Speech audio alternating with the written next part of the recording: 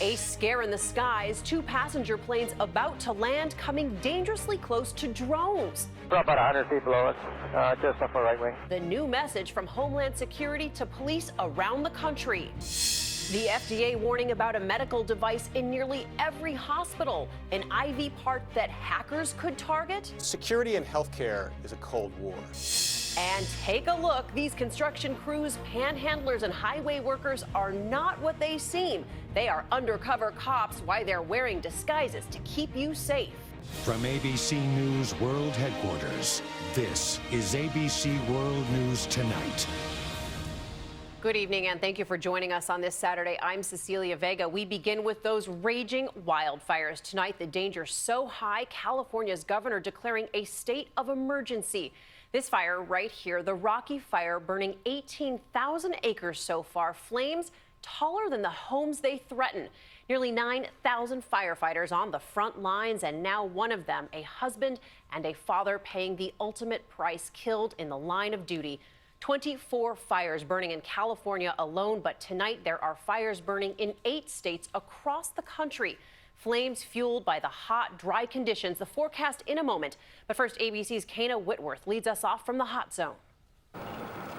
24 large fires now burning across California, sparked by lightning strikes igniting dry ground.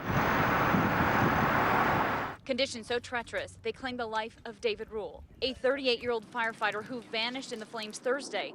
He became trapped after the fire changed directions because of the erratic winds. Because of the drought-stricken vegetation, accompanied by the steep terrain and winds, we're seeing fire activity that's abnormal for this time of year. Dry lightning is the cause of most of these fires. Since Thursday, more than 400 lightning strikes reported in 3 Northern California counties, sparking at least 60 small fires in the region. 91,000 acres have burned so far. That's over 142 square miles, or an area roughly the size of Denver. Those nearly 9,000 firefighters are now battling these flames. The biggest fire is the Rocky Fire near Sacramento, only 5% contained, and has forced at least 650 people to evacuate. It's like being in another world. It's the smells, the embers. I mean, it's still burning here. Governor Jerry Brown declared a state of emergency for California on Friday. That means the National Guard has been called in to help firefighting forces already stretched thin. As we look at a number of fires that have started due to lightning, we have a long road ahead of us. With no rain for relief in sight and very dry conditions in California, these fires are burning extra hot. Take a look at this ash that's left over, and it's even scorching rocks in its path. Cecilia, these are very dangerous conditions for firefighters. They sure are, Kana. Thank you. Rob's here now. Kana mentions that dry lightning sparking so many fires. What makes it so dangerous? It's so frustrating for these firefighters because you not only get the lightning that starts fires, but you get gusty winds. You don't get that beneficial rain that can help put out the fires. And here's a setup for that.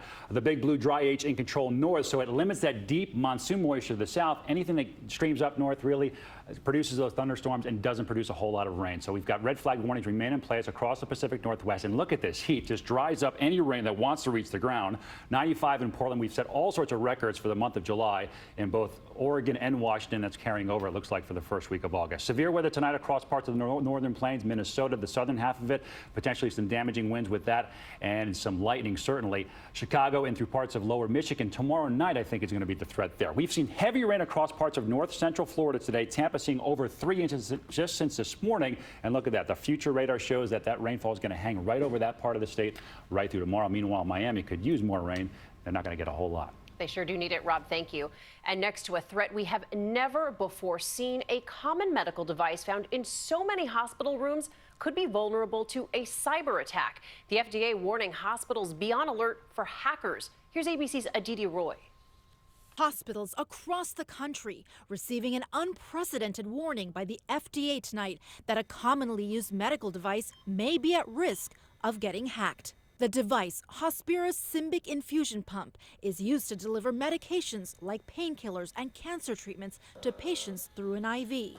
In its warning, the FDA says an unauthorized user with malicious intent could access the pump remotely and modify the dosage it delivers. So every hospital should assume that its devices, if connected to the internet, can be attacked. And so it's an important warning. This is not an isolated incident. Hospira says it deployed an update to provide customers with an extra layer of security until the pump is completely off the market in a few months, a move already in the works before this warning. This new worry over healthcare hacks comes just after Fiat Chrysler issued a voluntary recall of 1.4 million vehicles to install software to prevent hacking. Kill the engine. A vulnerability seen in this demonstration video when hackers took control of this Jeep. These two cases showing how the rewards of technology also come with risks. And the FDA says there was no specific hacking attempt that prompted this warning, but still says there is a very real possibility, Cecilia, this could happen. A scary possibility too, Aditi. Thank you.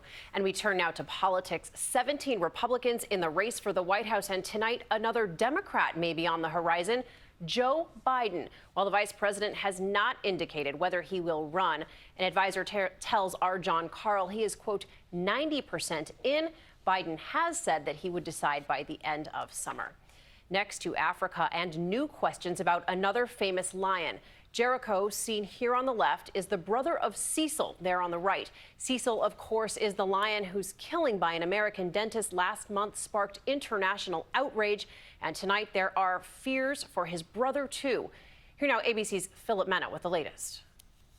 Tonight, conflicting reports from Zimbabwe that Cecil the lion's brother, Jericho, may have been shot and killed by a hunter. Jericho protecting Cecil's cubs after his death 1 month ago. The news comes as Cecil the lion's killer, American Dr. Walter Palmer, faces increasing scrutiny. He hasn't been seen since closing his Minnesota dental office 5 days ago. Justice for Cecil! Protesters now joined by Zimbabwe's environment minister, calling for Dr. Palmer to return there to answer for the killing of its most famous lion. The processes have started, and we are looking forward for his extradition. Even if Dr. Palmer isn't extradited, experts say a U.S. law called the Lacey Act could spell trouble for him here at home. The Lacey Act allows the Justice Department to bring a criminal prosecution against people who have imported animals that they have taken in violation of a foreign nation's law. Imprisonment is a possible penalty. Big game hunting is big business. Just last year, a Texas man paid $350,000 to hunt a black rhinoceros in Namibia, money reportedly used for conservation. Authorities in Zimbabwe tonight now suspending big game hunting in the area where Cecil was killed. Philip Mena, ABC News, New York. And now to some frightening close calls in the air here in New York. 2 different flights landing at JFK Airport coming within mere feet of drones flying where they should not have been. Pilots seeing drones in the sky virtually every day. The risk of colliding with one of them growing too. Here now, ABC's Marcy Gonzalez. Tonight, after 2 close calls with drones in the most crowded airspace in the country, aviation experts sounding the alarm. Sooner or later, we're going to lose an airplane due to a collision. Friday, a drone spotted just 100 feet below JetBlue Flight 1834 from Port-au-Prince, about to land at New York's JFK Airport. It was one of those 4-bladed drones, but color or direction, I'm not sure, ma'am. It just popped right underneath our nose. Just more than 2 hours later, in the same area, again, a drone coming dangerously close, this time to Delta Flight 407 from Orlando on its final approach. What altitude would you say that was? I would say from about 100 feet below us, just off our right wing.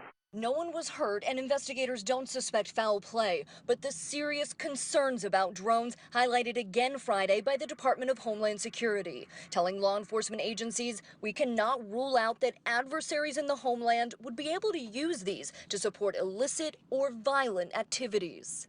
Another potential being closely watched tonight as the NYPD tries to track down whoever was behind those scares here at JFK. Officials saying finding drone operators, especially in a crowded city, can be incredibly difficult. Cecilia. Marcy, thank you. And another airplane headline tonight. The wing part suspected of belonging to that missing Malaysian Airlines jet is now in a lab for analysis. A team of international investigators hoping something on that piece of metal may finally reveal what happened to Flight 370. ABC's Alex Marquardt reports in from Reunion Island, where they found that mystery part. Tonight, what could be the key piece of evidence in the disappearance of MH370, now in the hands of investigators after arriving in southern France. Experts confident that the 6-foot-long piece of the wing called the flaperon that washed up on a beach in the Indian Ocean will finally yield some answers as to how the plane went down. They can look at how metal bends, how metal breaks. They'll be looking for potential explosive witness marks, anything that might show explosive residue. Even before any results come out, officials are increasingly sure this is part of the fatal Malaysian Airlines plane that disappeared 16 months ago without a trace. It's the only 777 unaccounted for, so it would seem most likely that this is part of that plane. So far, no other pieces have turned up, and for now, there is no official search around Reunion Island. The lack of other parts further fuels the leading theory that the plane was brought down deliberately. Almost everybody believes at this point that this was a murder-suicide. Tonight, a prayer service was held here by members of the Chinese community in support of the victims' families. We want people to have hope, this man told us. We want to diminish their suffering.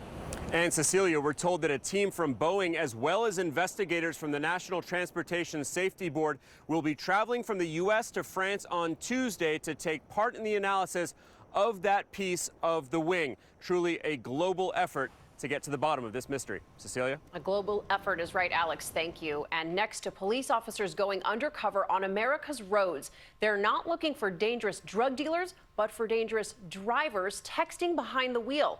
Next time you pull up to a construction worker in a hard hat, look closely. Here's ABC's Ron Claiborne. In Marietta, Georgia, a construction worker wanders between cars stopped at a red light. No one pays him any attention. What they don't realize is he's actually a police officer looking for people texting in their cars. And he found plenty. So black Lexus, black female driver, texting. Holding the phone in his right hand, typing with his right thumb. So we can actually get close enough and actually get into almost into the cars and look down into them and see what people are texting and what they're doing on their phones. It's a novel way to attack a growing problem. Each year, more than 3,000 people are killed and over 420,000 injured in distracted driver accidents. Impairment is still a problem, but this texting is killing just as many people as drunk drivers. In Stamford, Connecticut, this officer dressed up in a surveyor's hat and helped nab 85 distracted drivers in just one day. And in San Bernardino, California, it would have been easy to miss these very plainly clothed officers, even though their signs explain exactly why they're there. Creative ways to try to catch people doing what experts say is as dangerous as driving drunk. DWT, driving while texting. Ron Claiborne, ABC News, New York. Well, if you were outside last night, maybe you were lucky enough to see this, a rare blue moon. It only happens once every 2.5 years or so. Well, you know, once in a blue moon. You've heard the saying, you've definitely heard the song. But did you know a blue moon isn't really blue? It's golden, orange, glowing red. Around the world, people looking up at the night sky, marveling at the sight, the second full moon in a month. Up close in Kuwait, so close you can see the craters. You sent us your pictures too, from farms in Alabama to fields in Missouri, Salt Lake City shining, coast to coast, from Seattle to the New York skyline, hovering over the nation's capital, even Lady Liberty saluting. A moon that may not be truly blue, but it sure is stunning. Blue moon. So stunning. We have much more ahead on World News Tonight coming up. Before you fire up that grill for dinner, what millions of American families have in their refrigerators now being recalled over a choking hazard. And this, the scare one man found lurking inside his house. It was all caught on camera. How residents and police are now using a cell phone app to catch thieves in the act. ABC World News Tonight, brought to you by Aleve. When I started at the shelter, I noticed Benny right away. I just had to adopt him. He's older. Good boy. So he needs my help all day. When my back pain flared up, we both felt it. I took Tylenol at first, but I had to take 6 pills to get through the day. And my friend said, try Aleve, just 2 pills all day. And now, here we go. I am back for my best bud. Believe.